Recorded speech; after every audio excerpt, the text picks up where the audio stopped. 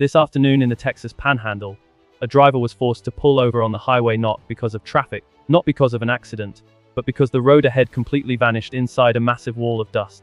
The sky turned dark orange, the wind screamed across the plains, and the entire vehicle shook like it was about to be lifted off the ground. And the frightening part is that was only the beginning. At the same time, meteorologists across the United States began noticing something that had never appeared before on an official forecast map. For the very first time in history, the species issued a 3 SIG Two tornado outlook, a warning that violent EF3 or stronger tornadoes could develop 3 days in advance. For many forecasters, this was no longer a normal severe weather outbreak. This was a historic atmospheric setup. It's from Nebraska and Iowa all the way down into Kansas. More than 100 million people are now sitting inside a dangerous zone.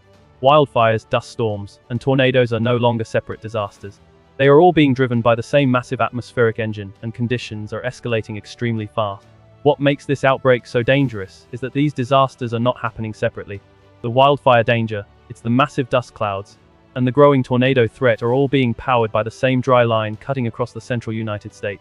That single atmospheric boundary is turning the plains into a pressure cooker. Throughout the Texas Panhandle and western Kansas, powerful southwest winds are racing across dry farmland at more than 40 miles per hour. Loose soil from empty fields is being ripped into the air, creating blinding dust storms capable of swallowing entire highways within seconds. At the exact same time, humidity levels have crashed so low that grasslands and brush can ignite almost instantly.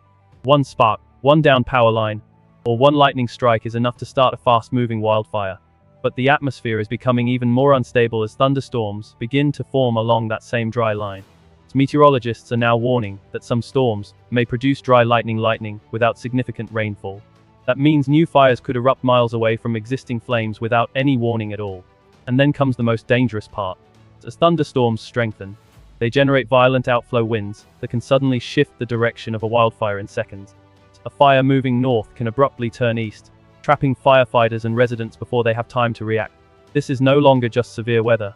It is one massive atmospheric chain reaction, rapidly spreading across multiple states at once. Subscribe now and stay weather aware as historic storms, violent tornadoes, and dangerous outbreaks continue developing across America this week. By Saturday afternoon, the atmosphere across the Central Plains no longer looked unstable, it looked loaded.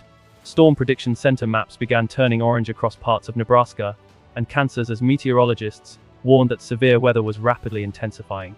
And on the ground, people could already feel it. The wind was getting stronger by the hour, the air felt heavy, and dark storm towers were beginning to explode upward across the horizon. In central Nebraska, its forecasters warned that some storms could produce wind gusts over 80 miles per hour strong enough to knock down trees, damage power lines, and make driving nearly impossible on open highways like Interstate 80. Farther east into Iowa, conditions were becoming even more volatile. The atmosphere was filling with heat, moisture, and instability, creating the perfect fuel for rotating supercells capable of producing giant hail and isolated tornadoes before sunset. At the same time, dry lightning threats continued across the Texas Panhandle and western Oklahoma. While some communities were preparing for tornado sirens, others were watching smoke rise from new wildfire ignitions caused by lightning striking bone-dry grasslands. That contrast is what made this setup feel so surreal. In one state, people were boarding up windows for hail. In another, firefighters were racing against wind-driven flames. And as evening approached, radar signatures across Nebraska and Iowa started tightening rapidly. The first serious tornado windows of the outbreak were beginning to open. By Sunday morning, it became clear this outbreak was not slowing down. Leftover storms from Saturday night were still moving across parts of Nebraska and Iowa, but meteorologists were already far more concerned about what was coming later in the day. New model runs overnight had shifted the tornado bullseye farther east, placing cities like Omaha, Sioux City, and even Des Moines much closer to the center of the threat zone. As warm, moisture-rich air surged north from the Gulf, the atmosphere across the plains began loading with dangerous amounts of instability. Forecast soundings showed Cape values climbing into explosive territory, while a powerful low-level jet strengthened overhead. In simple terms, the atmosphere was becoming primed for rotating supercells capable of producing large tornadoes. But the biggest concern was storm mode. Forecasters knew that if storms quickly merged into a squall line, damaging winds would become the dominant threat. But if even a few storms stayed isolated and discreet during the late afternoon, conditions would strongly favor significant tornadoes. That uncertainty created enormous tension inside weather offices across the region. By late afternoon, towering supercells were expected to erupt near the warm front across eastern Nebraska. Radar could begin showing classic hook echoes as storms rapidly intensified over open farmland before tracking toward larger population centers.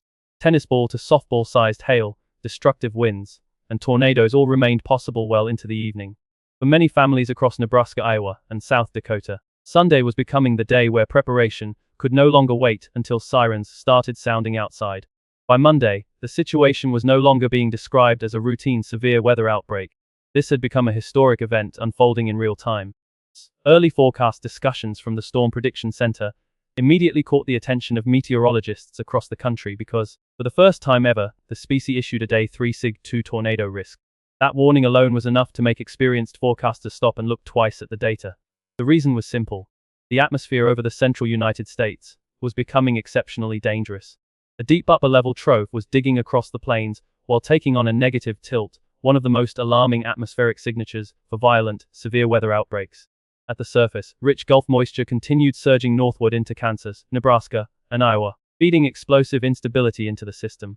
Forecast models were showing CAPE values approaching 4,600 joules per kilogram, combined with wind shear exceeding 60 miles per hour. Those are the kinds of ingredients capable of producing long-track supercells and potentially violent tornadoes if storms remain isolated. Meteorologists were especially concerned about the corridor stretching from Wichita through Topeka, Salina, and Manhattan, Kansas, the region now being described as ground zero for the highest tornado potential. What made Monday so terrifying was the uncertainty surrounding storm evolution. If storms quickly merged into a squall line, widespread destructive winds would become the primary danger. But if even a handful of supercells stayed discrete during the late afternoon and evening, the threat for 3 or stronger tornadoes could become very real. And by sunset Monday, millions of people across the plains and Midwest could be facing one of the most volatile atmospheric setups seen in years. A setup many forecasters quietly admitted looked disturbingly similar to some of the worst outbreaks in modern American history. As forecasters continued comparing the incoming setup to past outbreaks, one detail became impossible to ignore. The atmospheric ingredients lining up across the plains were beginning to resemble some of the deadliest tornado events in modern American history. And for many meteorologists, that comparison alone was deeply unsettling. The first event repeatedly mentioned was the Moore, Oklahoma EF3 tornado from 1999. That storm formed in an environment with powerful low-level wind shear, rich Gulf moisture, and explosive instability conditions remarkably similar to what forecast models were now showing for Monday. In Moore, entire neighborhoods were destroyed within minutes as winds exceeded every survival expectation people thought they understood. Then came comparisons to the Joplin, Missouri tornado in 2011, one of the deadliest tornadoes in recent decades. Joplin also developed beneath a negatively tilted trough with extremely unstable air and rapidly intensifying supercells. More than 160 people lost their lives during that disaster, many because the storm intensified faster than expected. Meteorologists also pointed toward the super outbreak of 2011, when more than 300 tornadoes tore across the United States in a single multi-day event. What makes this current setup especially concerning is that the atmosphere may remain highly volatile for several consecutive days, instead of only one major outbreak window. Even the dust storm component has historical echoes. Forecasters reference Black Sunday in 1935, when massive dust walls rolled across the Texas Panhandle during the Dust Bowl era. While today's dust storms are not expected to reach that scale, the same mechanism is driving them: dry soil, intense southwest winds, and an aggressive dry line pushing across the plains once again. It's as the storm system continued expanding across the plains, the danger was no longer limited to tornadoes alone. Infrastructure across multiple states was beginning to come under serious pressure even before the strongest storms fully arrived. Utility companies in Nebraska, Kansas, Iowa, and Missouri had already started positioning emergency repair crews in advance, expecting widespread power failures once damaging wind lines pushed through. Forecasters warned that some storm clusters could produce wind gusts strong enough to snap power poles, tear down transmission lines, and leave entire communities without electricity for days. Along parts of Interstate 80 between Omaha and Des Moines, outage risks were already being described as extremely high. For families living in rural areas, that meant preparing for long nights without air conditioning, internet, refrigeration, or even clean communication. But the real-world consequences went far beyond inconvenience. Hospitals and emergency managers began warning residents who rely on refrigerated medication, oxygen machines, or home medical equipment to prepare backup plans immediately. Gas stations could also lose the ability to pump fuel if power grids failed, creating another layer of disruption during evacuation or emergency travel. Meanwhile, flash flooding threats were growing across parts of Kansas City and the Missouri River Basin as repeated rounds of storms threatened to dump several inches of rain in a short period of time. Roads quickly become impassable beneath floodwater, debris, or downed power lines. This was no longer just a weather forecast. It was the beginning of a cascading infrastructure crisis, spreading state by state beneath one massive atmospheric system. One number mentioned in the forecast continued haunting meteorologists throughout this outbreak: 15 minutes. That was the amount of time people in Oklahoma had in 1999, from the moment the EF3 tornado formed to the moment it tore into neighborhoods. 15 minutes between normal life and total devastation. And that is exactly why forecasters kept repeating the same warning over and over again. During this event, waiting for sirens to sound may already be too late. One of the most dangerous things about severe weather outbreaks like this is how ordinary everything can look before disaster strikes. The sky can still appear calm, roads can still be busy, families may still be eating dinner or watching television while a supercell silently strengthens miles away. Then suddenly, radar signatures tighten, warnings explode across phones, power flickers, and panic begins spreading faster than the storm itself. Emergency managers across Nebraska, Iowa, and Kansas urged residents to identify shelters before storms developed, not after tornado warnings were issued. Mobile home residents were especially warned to relocate early, because nighttime tornadoes leave almost no room for delayed decisions. Forecasters stressed that the people most likely to survive outbreaks like this are usually the ones who prepared while skies were still clear. Backup batteries charged, helmets ready, safe rooms confirmed, family members already knowing where to go. Because when violent tornadoes begin forming inside a volatile setup like this, the atmosphere can move from dangerous to catastrophic in a matter of minutes, and history has already shown how little time people sometimes truly have. Over the next several days, millions of people across the United States will be watching the sky a little differently. From wildfire smoke in Texas to tornado sirens across Kansas and Iowa, this entire outbreak is being driven by one massive atmospheric system, powerful enough to impact more than 100 million people. And what makes this situation so unsettling is that forecasters still believe conditions could intensify even further. There is no true low-impact outcome with a setup like this.